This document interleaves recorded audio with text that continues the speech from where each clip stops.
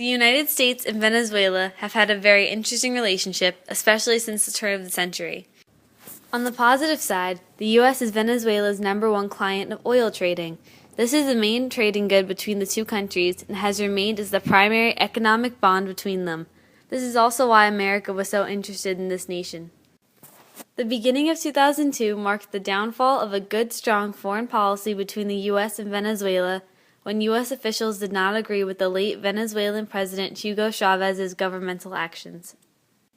On April 11, 2002, Venezuelan citizens staged a coup d'état operation to attempt to overthrow Chávez. This became an American issue because Chávez believed that the U.S. had direct involvement with this plan.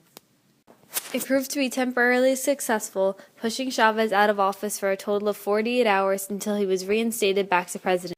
The next few years become a serious problem for U.S.-Venezuelan relations. Both the U.S. and Venezuela take out their ambassadors for each other's countries. Chávez blames the U.S. for almost all of the threats put upon Venezuela, and tensions are running very high between the two nations. Hugo Chávez eventually passes away from cancer, and a new election takes place for Venezuela. The U.S. is alleged to have backed pro-U.S. candidate Henrique Capriles Randowski, who then loses to former Chávez VP Nicolas Maduro. Capriles demands that the votes get recounted, which makes Latin American officials very angry at the United States, believing that they are the ones truly asking for a recount. Latin American leaders like Bolivian President Luis Ignacio Lula da Silva believe that by recounting votes in a Venezuelan election, the U.S. is clearly interfering with their democracy.